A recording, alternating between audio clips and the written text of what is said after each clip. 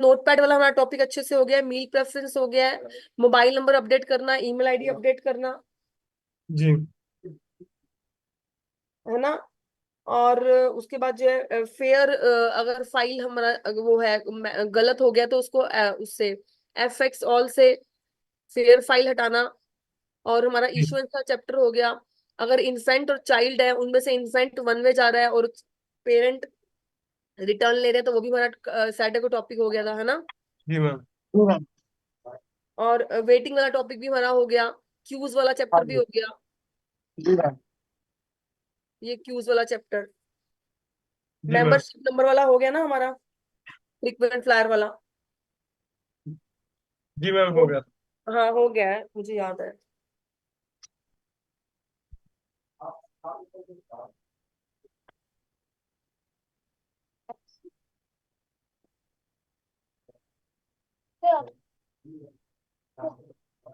तो कुछ टाइम से चाहिए था इसका लैपटॉप।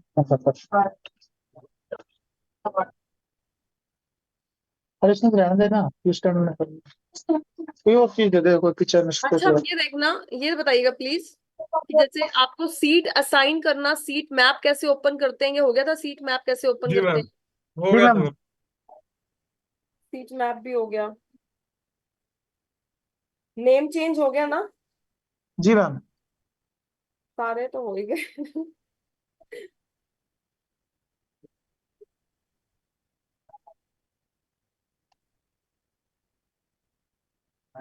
ठीक है, तो हमारे पास पासपोर्ट एंट्री वगैरह रह रहा है।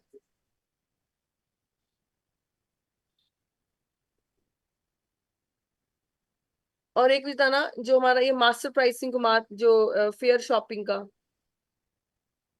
ये वाला, जिससे कि ऑटोमेटिकली सारे टाइप्स बन के आ जाते हैं और सारे एग्रीमेंट पता लग जाते हैं कि जापान एयरलाइन का एयर कैनेडा से एग्रीमेंट अगर है तो फेयर उसका आ जाएगा। जैसे कि ये वाला, ये मास्टर इसको मास्टर प्राइसिंग कमांड बोलते हैं।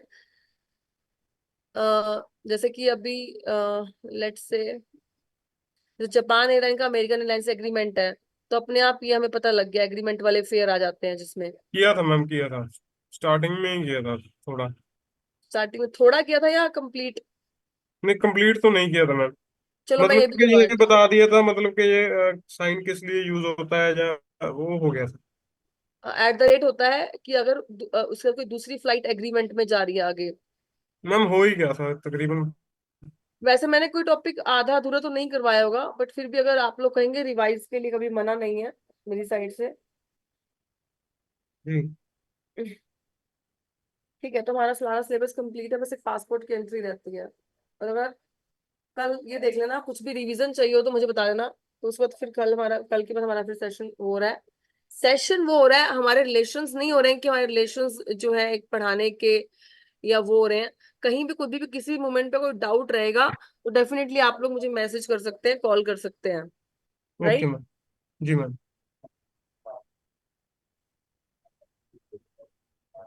आप लोगों में से किसी को सर्टिफिकेशन के लिए वो तो नहीं चाहिए ना, सर्टिफिकेट तो नहीं चाहिए जो आगे आईटा के मैम। लिए, या वैसे आपको अपनी एजेंसी के लिए जो चाहिए होता है कि you are a certified person, जी मैम। चाहिए। जी मैम। फिर मेरे को बता देना टाइम पे, उसका एग्जाम भरना होता है उसका ना। और उसके लिए फिर मैं एक दिन आपकी क्लास लूंगी। और क्योंकि उसमें मिनिमम 70% चाहिए होते हैं। खैर वो जी। जिम्मेदारी तो मेरी होती है कराने की। Okay okay ma'am. मैम। हम्म। मैम एक्चुअली मैम अपना ना, मैं सिस्टम में गैलीलियो इंस्टॉल करवाना चाह रहा था मैम। करवा हो जाएगा सर, मैं आपको डॉक्यूमेंट भेज दूंगी, डॉक्यूमेंट की लिस्ट। जी मैम। मैम विदाउट मतलब के जो गो लाइट था हमारा, जो गो लाइट के विदाउट फेयर तो चेक हो ही जाएगा, फेयर होल्ड नहीं होगा। फेयर चेक हो जाएगा सर। कई बार कुछ ओके। कॉम्पिटिशन्स में फेयर नहीं उठाता है वो, तो जी कुछ में मैम। उठाता भी नहीं है। मैं आपको ऐसे ही आपको मैं झूठी दिलासा दूं। जी मैम। तो तो मैम ऐसा था, थोड़ी प्रैक्टिस हो जाती है मतलब के सॉफ्टवेयर आने के बाद, और उसके बाद एग्जाम दे के मतलब के गो लाइट तो इंस्टॉल आप, करनी हाँ पड़ेगी। कोई बात नहीं, मुझे लगा आपके पास किसी में से, पता नहीं मुझे, पता नहीं ऐसा क्यों लगा कि सर आपके पास गलीलियो है। तो करवा लेना जल्दी, फिर मुझे अगर थोड़ा सा भी इल्म होता ना इस बात का कि नहीं है, तो मैं पहले ही इंस्टॉलेशन के डॉक्यूमेंट वगैरह इसके शेयर कर देती। Okay ma'am. और साथ साथ हमारा एग्जाम भी, चलो कोई बात नहीं, एग्जाम जल्दी करवाते हैं, क्योंकि फिर जो मैंने करवाया है ना, देखो करवाया तो बहुत डिटेल में है, ठीक जी है। मैम। तो अब ये कि मुझे होता है कि लेकिन ना आउट ऑफ प्रैक्टिस कोई भी इंसान हो ना, तो वो भूलता ही भूलता है, हम्म। समझ रहे हो आप। जी जी मैम तो मैम। बिल्कुल। तो मुझे कि एग्जाम जल्दी करवा लो फिर इसका हेल्ड ना, जी मैम।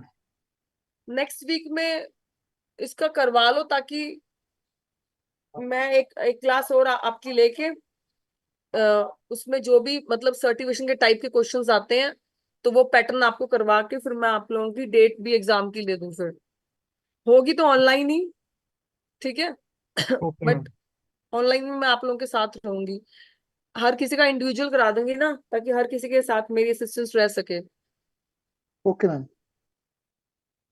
लेकिन इसको करवा जल्दी लेना, ठीक है। ठीक है मैम।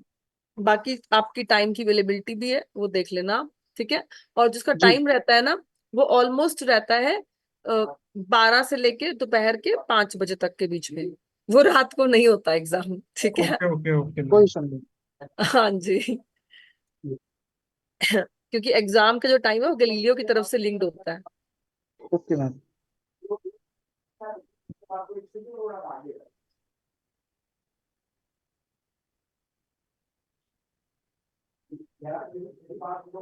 तो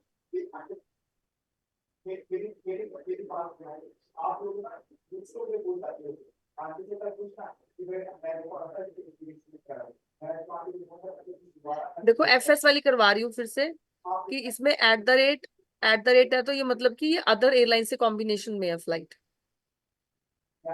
ठीक है, ओके मैम। समझ रहे हो।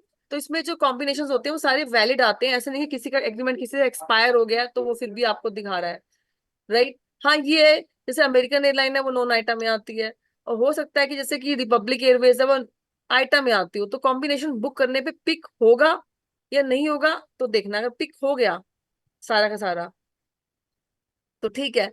हो सकता है कि नॉन आइटा आईडी में पिक ना हो ऑप्शन, तो वो आइटा और नॉन आइटा का डिस्क्रिप्शन की वजह से नहीं होगा, अदरवाइज वो ऑप्शन तो आपको दिखाएगा ही दिखाएगा। बट फिर भी कुछ एक ऐसे ऑप्शंस हैं, जैसे टू स्टॉप वाली फ्लाइट्स में कुछ एक ऑप्शन ऐसे हैं कि रॉयल जोल्डन के साथ एयर कैनेडा कॉम्बिनेशन नहीं दिखाता है, आइटा में ही दिखाता है, तो वो चीजें पॉसिबिलिटीज नहीं हो पाती हैं, समझ रहे हैं आप। जी मैम। मेनली एयर इंडिया और एयर कनाडा का कॉम्बिनेशन जो है वो भी आईटा आईडी में ही आपको ज्यादातर वो रिफ्लेक्ट करता है, और कई बार तो एक एक सीट ही आ रही होती है, उसमें मार्जिन काफी अच्छा निकल जाता है। तो फिलहाल हम अभी करते हैं पासपोर्ट एंट्री वाला टॉपिक जो हमारा रह रहा है।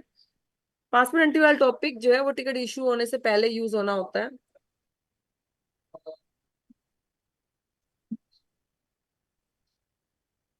तो देखो कमांड क्या है, जो SI जो सबसे लास्ट में कमांड है ना उसको देखना, और उसके जस्ट अबव उसकी उसकी डिस्क्रिप्शन है कि पीएसजीआर क्या है कि पैसेंजर 1।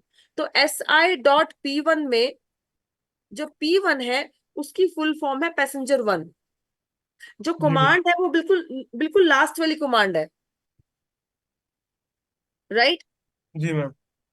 और जो उसके जो अबव है, जस्ट अबव, वो उस कमांड की पासवर्ड एंट्री कमांड की क्या है, डिस्क्रिप्शन है, वो कमांड नहीं है, समझ रहे हैं। ओके। जी मैम। तो SI.P1 मतलब पैसेंजर 1, /SSR होता है स्पेशल सर्विस रिमार्क होता है, राइट। और डॉक्स होता है, डॉक्स को बोलते हैं पासपोर्ट की एंट्री, डॉक्स को क्या बोलते हैं। अगर पासपोर्ट। अगर आपको आपस में एयरलाइन की लैंग्वेज में आइटा की लैंग्वेज में बात करें कि इसमें डॉक्स की एंट्री आपने पास नहीं करी, इट मींस वो कह रहे हैं आपको कि आपने पासपोर्ट की एंट्री पास नहीं करी है, ठीक है। Okay ma'am. डॉक्स की एंट्री को पासपोर्ट की एंट्री बोला जाता है। फिर बोला है आपका एयरलाइन कोड BA, जो वहां पे मेंशन है आपकी कमांड में, BA stand for airline code, मतलब जैसे BA है तो ब्रिटिश एयरवेज, एयर इंडिया है तो AI, राइट, इस तरह से। उसके बाद फिर आपको स्टेटस कोड लगाना होता है कि आपकी बुकिंग कंफर्म है ना, वेटिंग में तो नहीं है, या UN या NO तो नहीं है, तो HK1। फिर /P, P मतलब पासपोर्ट यूज किया जा रहा है यहाँ पे एज अ ट्रैवल डॉक्यूमेंट। आपने वीजा फॉर्म भी जब भरते हो तो वहां पे ट्रैवल डॉक्यूमेंट लिखा होता है, यस और नो। शायद वीजा फॉर्म नहीं भरा होगा तो नहीं पता होगा, सो सॉरी, बट जब भी आप वीजा फॉर्म में जाएंगे तो वहाँ पे वीजा फॉर्म में भी ट्रैवल डॉक्यूमेंट लिखा होता है कि किस ट्रैवल डॉक्यूमेंट पे आपका क्लाइंट ट्रैवल कर रहा है, तो उसका मतलब होता है पासपोर्ट, राइट। जी। तो पासपोर्ट के लिए पी। उसके बाद फिर आपका वहां पे आता है जीबी। जीबी क्या है? जीबी है कि आपकी पासपोर्ट कहाँ से इशू हुआ है। जीबी क्या होता है? पासपोर्ट इशू लोकेशन मतलब कि। हाँ, अगर जरूरी नहीं कि इंडियन पासपोर्ट है, ब्लैक पासपोर्ट है, इंडियन पासपोर्ट है, तो उसकी इशुएंस यूएस से भी कई लोगों ने करवाई होती है। यूएस में भी इंडियन एम्बेसी है, वहां से भी पासपोर्ट इशू हो जाता है। किसी का मान लीजिए एक्सपायर जी। हो गया पासपोर्ट, कोई फंस गया, किसी का मिसप्लेस हो गया पासपोर्ट, राइट, किसी का पासपोर्ट में जी कुछ मैम। मॉइस्चर आ गया, वो हो गया, डैमेज हो गया, तो वो बाहर की कंट्री से भी करवा सकते हैं। तो वो आपने देखना है। अगर आईएन है तो इंडियन कर देंगे कि इंडिया से इशूड है। उसके बाद फिर स्लैश, फिर उसके बाद क्या है? Passport number. आप फिर पासपोर्ट नंबर एंटर कर देंगे, स्लैश। उसके बाद फिर उसकी नेशनैलिटी आती है। जो नेक्स्ट दो लेटर का कोड होता है वो है नेशनैलिटी को यहाँ पे रिप्रेजेंट करता है। अगर ग्रेट ब्रिटेन है तो जीबी, अगर यूएसए है तो यूएस, कनाडा है तो सीए, इस तरह से। ठीक है।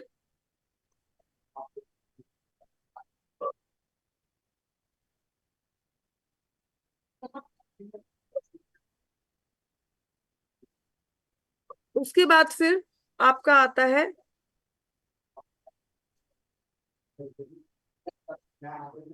Date of birth.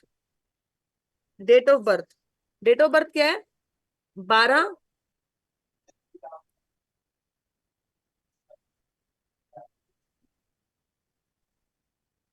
फिर उसका जेंडर, मेल या फीमेल। फीमेल होगा तो एफ आएगा।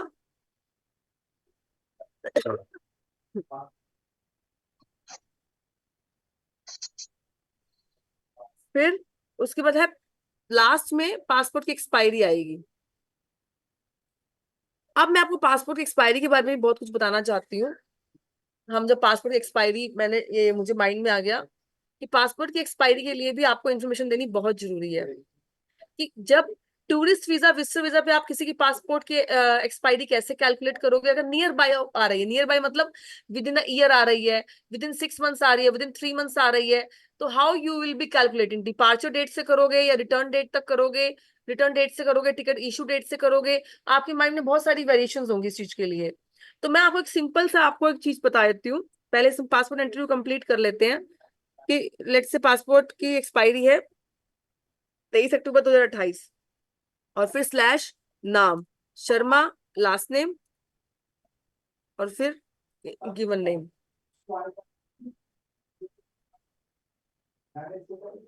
ठीक है। जी मैम। ये पासपोर्ट की एंट्री हो गई हमारी। इसमें उसको आपने एंटर कर देना है और फिर R.PERIR कर देना है। ठीक है। जी। तो ये कमांड आपके पास है। अब मैं आपको मेन बता दूं कि टिकट इशू करने से पहले you guys will be making sure about that कि जब आपने पासपोर्ट की इशुएंस देख लेनी है, अगर पासपोर्ट की इशुएंस जो है आपको लग रहा है विद इन 7 मंथ्स है, मिनिमम 6 मंथ्स होनी चाहिए विजिटर और टूरिस्ट वीजा पे। अब वो कब से होनी चाहिए? ना तो टिकट इशू डेट से होनी चाहिए, ना ही वापसी से होनी चाहिए। वो आपकी पहले डिपार्चर से काउंट होती है, फर्स्ट फ्लाई आउट डेट से, राइट। जी। और अगर आपका क्लाइंट फर्स्ट टाइम ट्रैवल कर रहा है, एक होता है कि हाँ भाई they keep on travelling, Canada US travel करते हैं, तो आप करोगे पासपोर्ट की जैसे मान लीजिए कि क्लाइंट ने अगस्त में ट्रैवल करना है, 25 अगस्त को, तो सितंबर, अक्टूबर, नवंबर, दिसंबर, जनवरी, फेब, क्लाइंट ने ट्रैवल करना है 25 अगस्त की लेते हैं हम। ठीक है। 25 अगस्त क्या है? Travel date. अब जो उसकी पीओई, पासपोर्ट की, passport expiry of passport, expiry of passport है उसका लेट से 25 फेब। तो काउंट करो, सितंबर, अक्टूबर, नवंबर, दिसंबर, जनवरी, फेब, ऑलमोस्ट 6 मंथ्स हो गए। तो यहाँ पे उसको 25 अगस्त मत बोलो ट्रैवल के लिए, यहाँ पे उसको बोलो कि 20 अगस्त कर ले, क्योंकि एक दिन अगर 180 181 दिन बन गए, नहीं सॉरी, 180 के अगर 179 डेज बन गए, तब भी ट्रैवल में प्रॉब्लम हो सकती है।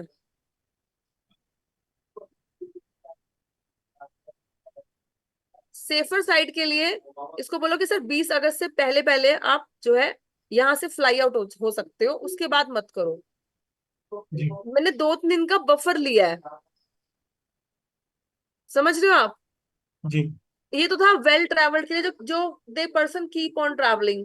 अगर बिल्कुल नया पासपोर्ट है और उसको अगर आपको ऐसे पासपोर्ट में वीजा लगने आ रहा है, तो वीजा तो मत लगाओ प्लीज, वीजा तो रिन्यू करने की सलाह दे देना, पहली बात तो। अ, क्योंकि इतने एज पे आके नया वीजा अप्लाई नहीं करना चाहिए, समझ जी रहे हो? जी मैम। अब लेकिन उसका वो कनाडा जा चुका है, फिर कह रहा है कनाडा जाना है मुझे, तो आप उसको 25 की जगह कह दो कि 20 तक कर लो या मैक्सिमम 21 तक कर लो, तो वहीं तक आपके 180 डेज बनते हैं। अदरवाइज फिर आपके दिन जो है आपके शॉर्ट पड़ते हैं, तो वो 6 मंथ्स के टैट में नहीं आता, फिर वो लेस देन 6 मंथ्स में आता है।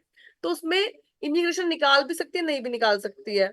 तो एक तो हो गया कि इशू डेट से कोई मैटर नहीं करता, टिकट इशू डेट कोई मैटर नहीं करती, डिपार्चर डेट मैटर करती है, इशू डेट कोई मैटर नहीं करती। डिपार्चर डेट मैटर करती है, लेकिन अगर चलो किसी ने उसका वीजा अप्लाई कर ही दिया एज पे, तो वीजा तो उसका आ गया है ना, लेकिन आप जी उसको पासपोर्ट, अगर बिल्कुल नया पासपोर्ट है ना, नया पासपोर्ट मतलब है कि वो कनाडा का वीजा आया है और कोई वीजा उसकी ट्रैवल हिस्ट्री नहीं है, तो माइट भी इमिग्रेशन ये डाउट कर सकती है कि ये पर्सन जो है अपना वहां पे बोलेगा, ओवरस्टे कर सकता है कि मेरा पासपोर्ट अब 6 महीने रह लिया, तो मेरा पासपोर्ट अब वैलिड नहीं है ट्रैवल करने के लिए, तो मेरे को वहां पे पासपोर्ट इशू करने की डेट नहीं मिल रही है। तो उस चक्कर में इसका स्टे जो है मोर देन 6 मंथ्स ना बन जाए। जी मैम। तो उस चक्कर में इमिग्रेशन कह सकते हैं कि सर आपका जो पासपोर्ट बिल्कुल एज पे है, तो आपके जो रिटर्न डेट है उसके हम काउंट करेंगे कि रिटर्न डेट से आपका 6 मंथ तक आपका पासपोर्ट वैलिड होना चाहिए, फर्स्ट फ्लाई आउट डेट से नहीं, राइट? जी मैम। तो आपने प्रोफाइल, अगर क्लाइंट कहता है कि नहीं आप कर दो, तो आप उसे रिटर्न में ले सकते हो कि फिर रिस्पॉन्सिबिलिटी आपकी है, हमने एडवाइस कर दिया आपको, जी मैम। है ना? अब जी अगर वो कहता है कि ठीक है रिन्यू करवा दो, तो पासपोर्ट तो रिन्यू हो जाता है, लेकिन कनाडा का क्या है, कनाडा के ट्विटर पे भी हम ये चीज टेस्टेड है कि पासपोर्ट जो है पुराने वाला जिसमें वीजा लगा है, वो साथ में रख के वो ट्रैवल कर सकता है। यूएस में भी रूल है कि पुराना पासपोर्ट अगर एक्सपायर हो गया है और बट वीजा वैलिड है यूएस का, तो वो साथ में नया पासपोर्ट लेके दोनों को जोड़ के ट्रैवल कर सकता है। ऑस्ट्रेलिया में ऐसा नहीं होता है। क्यों? क्योंकि ऑस्ट्रेलिया का ई वीजा होता है, देखा होगा आपने ऑस्ट्रेलिया का वीजा, जी उसका क्या होता है ऑस्ट्रेलिया का? E visa. ई वीजा होता है। तो उसमें आपको वो वीजा आपको नए पासपोर्ट पे एंडोर्स कराना ही पड़ता है, राइट? तो मैं जी यहाँ मैम। पे आपको ये बता रही हूँ कि ऐसी क्वेरी आती है तो वो उसको आप सलाह दे सकते हो। देखो अगर आप वीजा नहीं करते हो तो अलग बात है, मैं यहाँ पे ये नहीं कह रही कि आप वीजा करो, मैं जस्ट आपको ये इंटीमेट करूँ कि आप टिकट की रिस्पॉन्सिबिलिटी आपकी है करने की, तो उसको बोल एडवाइस कर सकते हो। अगर आप करते हो वीजा, तो आप वो सर्विस उसको दे सकते हो कि सर मैं आपका जो है ये वाला ऑस्ट्रेलिया वाला जो आपका है, इसमें नहीं आप ट्रेवल कर पाओगे unless you are endorsing your new passport number on your Australia visa, right?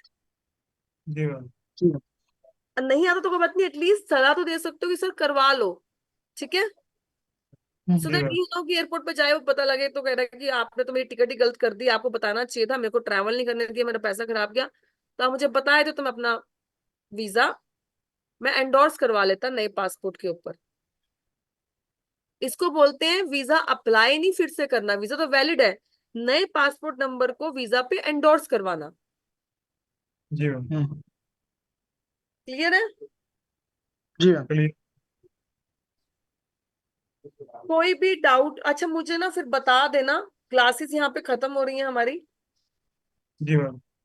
अब मुझे बता देना, राइट, कि इसका क्या है, डेट एग्जाम कब भरना है, ओके मैम। क्योंकि ज्यादा गैप मत डालना, फिर इतना कुछ कराया है तो फिर एग्जाम देने में प्रॉब्लम आएगी फिर। Okay ma'am. जी मैम। और जिस दिन एग्जाम होगा उससे 2 दिन पहले मैं आपको एक बार रिवीजन जरूर करा दूंगी, लेकिन रिवीजन तभी करा सकती हूँ ना जब कुछ याद होगा। जी जी मैम। मैम। इतना टाइम गैप मत डाल देना, इसको कर लेना जल्दी, ठीक है? ठीक है मैम। मैम थोड़ा एक कमांड दोबारा क्लियर करना, मतलब कि जो अपना SSR का क्या मीनिंग था आपने लिखवाया? Special service remark. Special service remark. हाँ जी। और उसके बाद डॉक्स के बाद मैम क्या है? मैं कंप्लीट ही करवा देती हूँ फिर से, रुको, एक मिनट।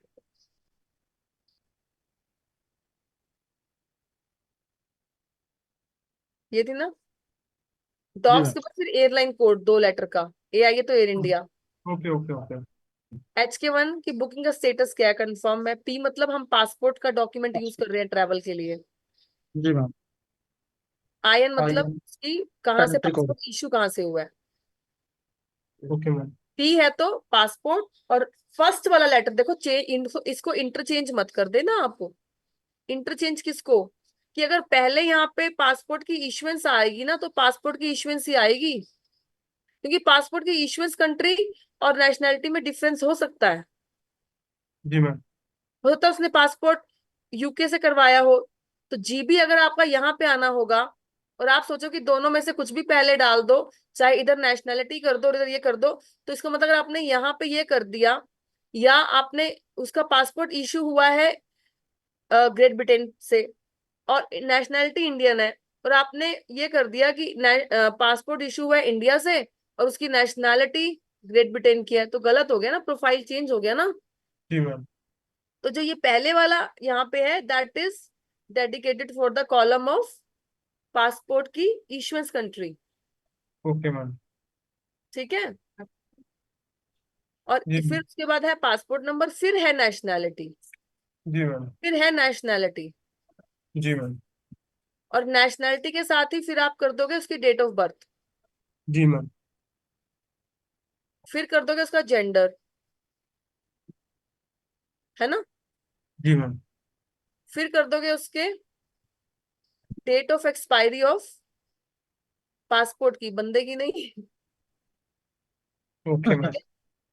और फिर लास्ट नेम, और फिर गिवन नेम। जी मैम। अगर राम शर्मा पूरा इकट्ठा है तो फिर पूरा राम शर्मा ही ऐसे डालोगे, अगर एक ही कॉलम में है तो, ठीक है? जी मैम।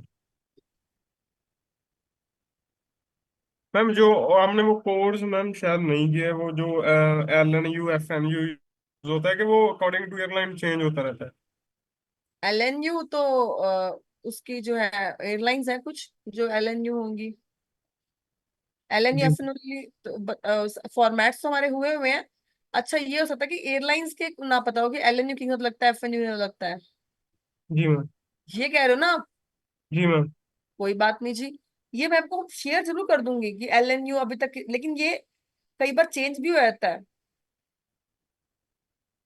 ओके। एमिरेट्स पहले FNU नहीं लेता था, अब एमिरेट्स FNU लेने लग गया है। जी मैम। तो ये जो है ना लिस्टिंग, इस लिस्टिंग को शुरू शुरू में तो नेम फॉर्मेट करने से पहले मेरे से कंफर्म कर लिया करना। मैं नहीं ओके। अवेलेबल हूँ तो जो भी आपके पास अगर कोई ऐसा ट्रस्टवर्दी वेंडर अवेलेबल है तो उससे कर लिया करना। Okay ma'am. बट सीट उठाने से पहले, ये नहीं कि रात के 11 बजे मुझे फोन कर रहे हो। कई बार मैं भी अपडेट नहीं होती कि अच्छा सेम है कि नहीं, मुझे भी चेक करना होता है, क्रॉस चेक करना होता है। तो मैं दिन के टाइम तो आपको फिर भी एयरलाइन वगैरह से इनके कस्टमर केयर चेक करके बता सकती हूँ, या वेबसाइट पे पढ़ के बता सकती हूँ। तो अगर कुछ ऐसा है कि आपने किसी के लिए वेटिंग में ट्राई कर रहे हो, किसी के लिए रात में सीट के लिए ट्राई करो, तो मेरे से दिन में ही पूछ लेना कि इसका नेम जो है मेरे पास ये आया हुआ है, पासपोर्ट पे लास्ट नेम है नहीं है, तो क्या हो रहेगा इसमें फॉर्मेट। Okay ma'am. है ना? जी मैम। ठीक है। एक जी मैम, मैम। मतलब कि जो पूरा प्रोसेस है जैसे कि टिकट बनाने का भी आपने जैसे कि बताया ही है, वैसे तो मतलब कि हम्म। कमांड्स तो हमें समझ आ गई है टोटली भी, कौन सी कमांड किस लिए। देखो, जब एक आइटा उससे आ आगे। जाएगा ना, जब आइटा जी आपका मैम। आ जाएगा ना, जी मैम। तो मैं क्लास दे दूंगी उस पे, जी मैम। जी मैम। कोई हार्म नहीं है। नहीं वो तो ठीक है हम्म, मैम, मतलब कि इसके जो स्टेप्स हैं, मतलब कि जैसे कि पहले हमने सर्च करना है, उसके बाद ने पहले भी एंटर कर सकते हैं, बाद में भी कर सकते हैं, देखो, उसके जो बाद पासपोर्ट एंट्री है ना, पासपोर्ट एंट्री है, जी। या आपका मेल रिक्वेस्ट है, या आपका वो है ये फोन नंबर वगैरह है, फोन नंबर तो आप टिकट इशू होने के बाद भी डाल सकते हो। Okay ma'am. मैं क्यों कहती हूँ कि जो कम से कम जो दो चीजों में मैं आपको ये मैं आपको इस पे आपको दो चीजें हैं, एक तो मील और एक सीट। मैं इस पे क्यों जी बोलती हूँ कि ये टिकट इशू होने से पहले, कई बार क्लाइंट ना बड़ा फसी होता है। ऐसा नहीं कि मील रिक्वेस्ट हम बाद में नहीं डाल सकते, बट मान लो क्लाइंट कहता है कि मैं तो जैनी मील हूँ, जी। जैन मील है ना? जी मैम।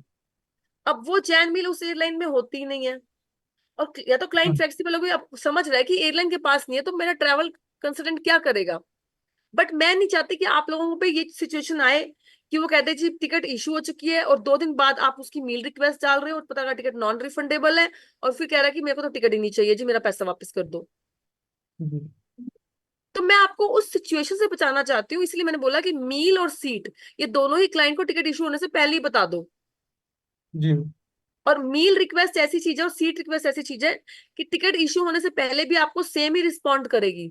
ऐसा नहीं कि टिकट इशू होने के बाद ही मील कंफर्मेशन आती है, वो पहले भी आती है। जी मैम। और ऐसे ही सीट का है। बाकी जो फोन नंबर हो गए, है ना, जो जी ईमेल मैम। आईडी मैंने जो फॉर्मेट बताया, वो आप टिकट इशू होने के बाद भी कर सकते हो अपडेट।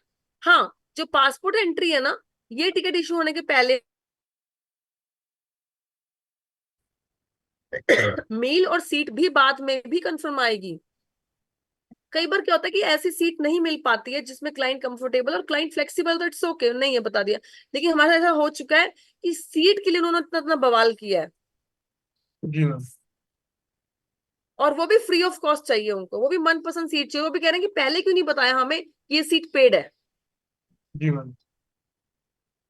तो गलती आपकी है जी, आपकी तरफ से मिस कम्युनिकेशन हुआ है। जी मैम। तो जिन सिचुएशन से हम निकले, हम नहीं चाहते कि आप लोग ऐसे उस चीज में आए, आप मतलब, राइट। जी मैम। जी मैम। और एक बात और ध्यान रखना, व्हील चेयर में कई बार आपको लगता है कि क्लाइंट कहता है मेरा तो ना, मेरी मम्मी हार्ट पेशेंट है, उनके लिए व्हील चेयर जरूर डाल देना। और इन केस आपको एयरलाइन से फोन आया कि व्हील चेयर क्यों चाहिए, और आप ये ना कहना कि क्लाइंट जो है हार्ट पेशेंट है, उस टाइम तो कुछ नहीं बोलेंगे, वो अपने रिमार्क्स में लिख लें क्लाइंट हार्ट पेशेंट है।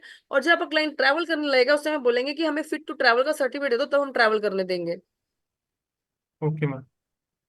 तो वही बोल सकते हो कि सिंपल क्लाइंट को नी प्रॉब्लम है and unable to walk too long है। जी ma'am.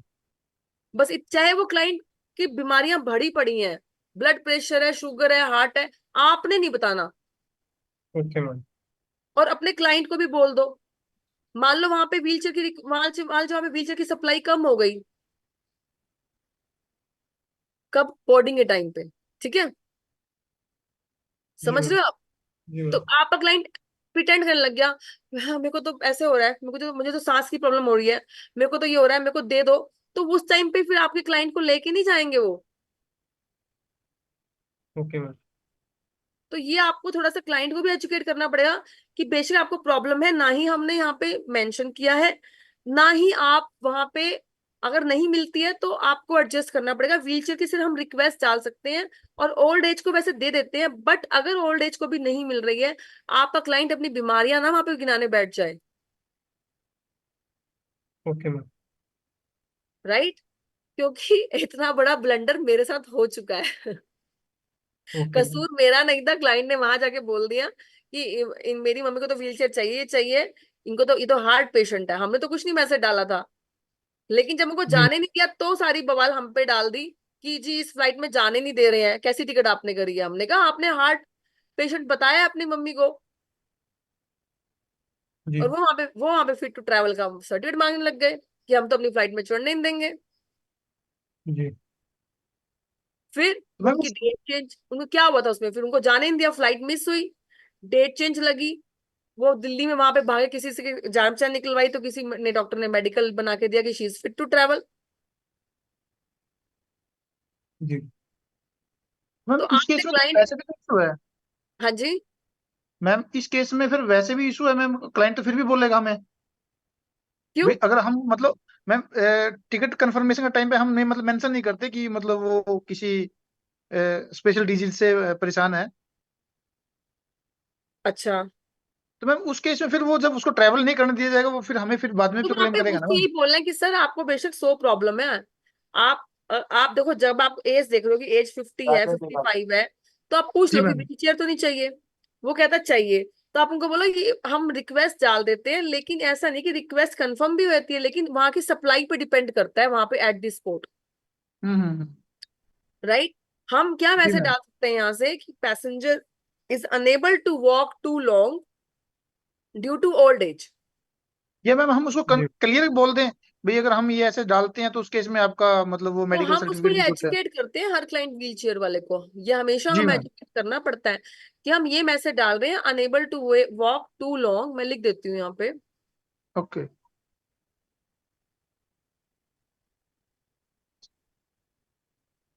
PACS is unable to walk too long, अगर जैसे 60 प्लस है तो आप कर सकते हो ड्यू टू ओल्ड एज, है ना, जी जी मैम। मैम। या फिर 60 वाला से इतनी ओल्ड एज माना नहीं जाता है ना, वो 75 से 80 के बीच में माने जाते हैं ओल्ड एज, तो ड्यू टू नी प्रॉब्लम कह सकते हो, नी पेन, बस, ठीक है। जी मैम। और आप क्लाइंट को भी यही बोलेंगे कि नी पेन का ही वहां पे एक्सक्यूज देना है। जी मैम।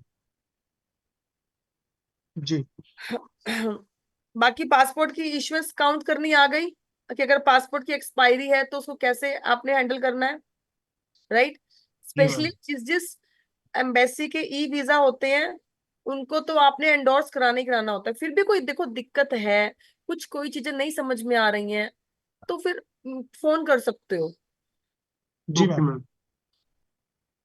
ठीक है। जी जी मैम। हाँ जी,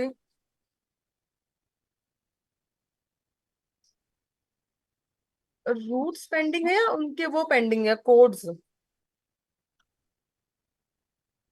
रूट पेंडिंग है, करवा देती हूँ, या कल का दिन रख लो,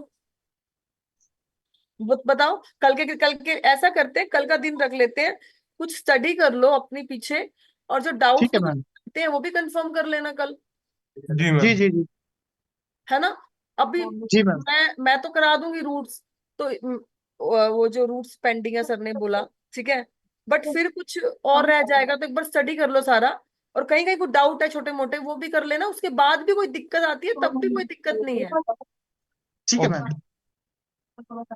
राइट। जी मैम। जी मैम। तो मैं अभी नरेश सर आपको भेज देती हूँ चेकलिस्ट जो आपको इंस्टॉलेशन की चाहिए, जी मैम। सबको भेज देती हूँ सर मैं, ठीक है मैम। सभी को भेज देती हूँ, ठीक है। ओके कल मैम। हम क्लास ले रहे हैं रूट्स की, और कुछ जो भी आप हमें डाउट्स लेके आएंगे उसकी, ओके मैम। Okay ma'am. और उसके बाद भी कोई मना नहीं है। Okay ma'am. जी ठीक है। Okay ma'am. आप लोगों में से किसी को वीजा की क्लास तो नहीं करनी? मैम फिलहाल नहीं तो नहीं मैम, है। अभी तो नहीं जाना। हाँ जी, नहीं, मैम अभी मैंने तो तो नहीं नहीं है कोई करनी प्लान। मैम। फिलहाल तो नहीं है, बट इन केस जी कभी भी कुछ ऐसा लगता है तो बता देना। मे ओके बी मैम। मैम। हमारा वीजा का भी सेक्शन जो है काफी डिटेल में रहता है, और मतलब ऐसा लगता है कि जैसे आपको लगता है ना बीआईटीटी में, आपको कैसा लगता है कि आप मार्केट में नए हो पुराने हो, क्या लगता है आपको? क्लास के मैम बाद एक्चुअली में कुछ लगता है थोड़ा बहुत कि मतलब हाँ चीजों से वाकिफ हो चुके हो, जी मैम। ऐसा तो लगता है कि मैम बिल्कुल। हाँ जी, मैम आपका जो एक्सपीरियंस है वो थोड़ा सा मतलब कॉन्फिडेंस देता है। देखो सर, हमने ना जितने जितने सिनेरियोज होते हैं ना सारे हम शेयर करते हैं, सो जी दैट मैम। हमारे सीखने वाले जो स्टूडेंट्स हैं, एजेंट्स हैं, उनमें हम वो चीजें प्रैक्टिकल इसलिए शेयर करते हैं ताकि वो उन चीजों को, हमने तो एज अ बिगिनर गलतियां करी, हम्म। हमारा हाथ पकड़ने वाला कोई नहीं था। जी मैम बिल्कुल। आपको मैं बताती हूँ, मैंने 42 सेक्टर चंडीगढ़ से ये किया था, टिकटिंग का कोर्स किया था सर। जी मैम। एंड ये बात कब की है? ये बात है 2005 की, ओके मैम। Right sir. जी ma'am. Just just 45 days, 60 days का था। मैं गई सिर्फ 30-40 दिन, ठीक है। जी मैम। और एक बुक पकड़ा दी थी उन्होंने, कहते ये इसको ये मतलब कि कुछ भी नहीं बताते थे। एंड उस टाइम पे दे टुक 80,000 रुपीज। एंड इतना मतलब कि स्टूडेंट्स का एक्सपेक्टेशन था ना, एक बुक पढ़ाते थे, उसमें से क्या है कि सारी एयरलाइन की रूटिंग्स करो, वो करो, वो करो। कमांड तो कुछ बताई नहीं, कुछ सिनेरियो बताई नहीं। और जो भर भर के हमसे जॉब में गलतियां हुई थी ना, हमें पता है। जी जी मैम। मैम। हमें मतलब कि बहुत ज्यादा इस चीजों का मतलब एक तरह से कह लो कि इतना मेंटली प्रेशर रहता था कि ये गलती हो गई है, हमें तो पता ही नहीं था ये सब चीजें। तो बस थोड़ा सा एक यही विजन है कि जो हमें कोई हमारा हाथ पड़ने वाला नहीं था, तो हम अब सबके हाथ पकड़े। जी मैम। मैम वही कह रहा मैं, आपका जो एक्सपीरियंस है उसमें थोड़ा कहीं ना कहीं बेनिफिट मिलता ही मैम उस केस का भी। सर बेनिफिट देखो, हम शेयर भी करते हैं। जी मैम। कई लोग ये चीजें शेयर नहीं करते, जब आपको कमांड बता देंगे कमांड है, ये कमांड है, बस दैट खत्म। जी मैम। मैं कोई इस चीज में वो नहीं कह रही हूँ आपको कि मैं कुछ ऐसा है कि मैं मतलब इस इंस्टीट्यूट के बारे में आपको कुछ एक्स्ट्रा आपको बता रही हूँ, तारीफ कर रही हूँ, लेकिन ये एक्चुअल ट्रूथ है सर। सही ओके। बात है मैम। आप कभी भी किसी अदर इंस्टीट्यूट की कोई भी एक वैसी उठा के कोई भी डेमो वोमो कोई ले लो, जैसे मान लो इन केस आपको कोई वीजा की जरूरत पड़ती है, तो चलो डेमो के लिए तो कोई भी इंस्टीट्यूट मना नहीं करता, है ना। जी जी ma'am. Ma'am. You will come to know the difference. Okay ma'am. ये मत करना आप सब इंस्टीट्यूट में नंबर कमाने लग जाना। मैम वो एक अपना जो ग्रुप फेयर के लिए और कोई क्वेरी होती है मैम, कोई कांटेक्ट वगैरह आप बोल रहे थे ना, कोई ट्रस्टेड पर्सन के आप शेयर कर दोगे? मैं वो भी कल कर दूंगी। जी मैम। आपको मैं आईटा एजेंट के नंबर दे दूंगी आपको मैं। जी मैम, वो ग्रुप फेयर मतलब के ट्राई हो जाता है ना मार्केट से। Definitely definitely definitely. वो जी मैम। ग्रुप के लिए भी, और वो मतलब ट्रस्टवर्दी, ऐसा नहीं कि टिकट इशू करी और बाद में जी आपकी टिकट को रिफंड मार दिया जी। आपकी लाइन की नहीं नहीं टिकट। मैम, होता है, बिल्कुल होता है। जी। हाँ जी। अभी कोई अभी कोई पर्सन है, उसका ना हरियाणा की, हरियाणा के ही है, सोनू नाम है उनका। तो जी उन्होंने कहीं कोर्स कर लिया, आईटा वगैरह सब आ गया, है ना। तो जी मैम। इंस्टाग्राम में ऐड देखी जी, कोई पता नहीं मानसा, पता नहीं कोई समराले के कोई कौन है, नाम भी बताया मेरे को, मुझे। उन्होंने क्या किया, माइलेज के बेस पे टिकट इशू करी। मैम माइल्स वाली वो एयरलाइन कई बार कैंसिल कर देती है सुनने की टाइम पे। बात है सर। उन्होंने बताया कॉस्टिंग 3 टिकट की 3,60,000 रुपए। जी मैम। ठीक है, एयरलाइन थी लुफ्थांसा, सेक्टर था जी। टोरंटो का, जी मैम। और वो माइल से चुराए हुए, जी मैम। अलग अलग क्लाइंट के माइल्स जो इकट्ठे किए हुए थे। जी मैम। तो होते हैं ना कॉल सेंटर में लगे होते हैं, तो उनके पास सारा एक्सेस होता है कि ये बंदा, इसके माइल एक्सपायर होने वाले हैं, ये यूज तो करना नहीं है, इतने टाइम से यूज नहीं कर रहा है ये। जी मैम। तो वो उनके सारे ट्रैक में रहती हैं चीजें, है ना। हो सकता है जी कि उनके मैम। ही लिंक में से किसी ने अपने बंदे को ट्रैवल कंपनी ओपन करा दी हो कि ठीक है, मार्केट में हम जो टिकट है सिस्टम फेयर से इतनी सस्ती बेचेंगे और माइलेज के ऊपर टिकट इशू करेंगे, और उनकी एक्चुअल कॉस्ट कितनी लगी हुई थी उस पर, $5। बहुत कुछ चलता है मैम मार्केट में। ठीक है। और उसके तीनों बंदों को डिनाई कर दिया, क्योंकि लास्ट मोमेंट में टिकट पकड़ी गई कि उसने कहीं भी, जिनके भी माइलेज नंबर थे वो कहीं भी उस रिलेशन में पाए नहीं है, कि वो प्रूव नहीं कर पाए कि ये हमारे ही माइलेज हैं ये। जी मैम। उस ट्रैवल कंपनी वाले को, बेचारे को, उनको नई टिकट एट द स्पॉट देनी पड़ी। और पता नहीं कौन से बंदे हैं, ना तो मीडिया से डर रहे हैं, हमने भी उनको किसी मीडिया वाले का नंबर दिया, ना तो पुलिस से डर रहे हैं, कह रहे जो करना है कर लो, पैसे नहीं वापस होंगे। जी मैम। ये हाल है। अब ग्रुप वाले भी भाग जाते हैं ना, क्योंकि इनकी टिकट इश्यू होती है 2-3 दिन पहले। वो हाँ, तो पूरे ही ट्रस्ट वाले बंदे चाहिए। बहुत रिस्क है सर, बहुत रिस्क है। जी मैम। मैं आपको नंबर शेयर कर दूंगी उनसे, तो आप आराम से कर सकते हो। किसी ऐसे ओके मैम। वैसे कोई नंबर हम शेयर भी नहीं करते हैं सर, जी जहाँ मैम। पे हमारी जान कोई खतरा आ जाए। मैम ऐसा भी होता है ना कि मतलब कि पेमेंट देनी भी होती है, उसका भी ट्रस्ट होता है, हम पेमेंट करेंगे उनको। हम्म। मतलब कि उन्होंने उनको भी अच्छे क्लाइंट चाहिए। देखो सर, जिन्होंने जो है ना, हम उन्हीं का नंबर शेयर करते हैं जो मार्केट में खुद जो है इतने पुराने बैठे हैं, जी मैम। और जिनसे कि मैं खुद भी करती हूँ। जी मैम। ठीक है ना। हाँ, कोई सिस्टम टिकट है, कुछ है, उसके लिए कभी आप मेरे से भी क्वेरी कर सकते हो, है ना। जी ma'am. But it's not always like that कि मैं आपके लिए अवेलेबल ही हूँ हमेशा। तो इसलिए मैं नंबर शेयर कर दूंगी एक बार आपको, आपके पास मेरा नंबर तो है ही है। जी मैम। ठीक है। जी जी मैम। मैम। बाकी बेस्ट ऑफ विशेस, कल मिलते हैं अभी हम क्लास में, ओके मैम। कुछ करेंगे, जी मैम। और जो भी कुछ है एक बार रिवाइज भी कर लेंगे, कुछ थोड़ा बहुत जो और करना होगा तो। ठीक है मैम। ठीक है। और मेक श्योर डमी टिकट के लिए भाई पहले मेल ले लेना। ये ना हो कि बाद में वो कह दे कि जी आपने किसी को टिकट इशू कर दी हो, ये तो डमी निकली। चाहे किसी को वीजा के लिए भी आइटनरी बना के दे रहे हो गलीलियो आने के बाद। ओ ठीक है मैम। ठीक जी। है। जी मैम। ओके जी, ओके। ओके।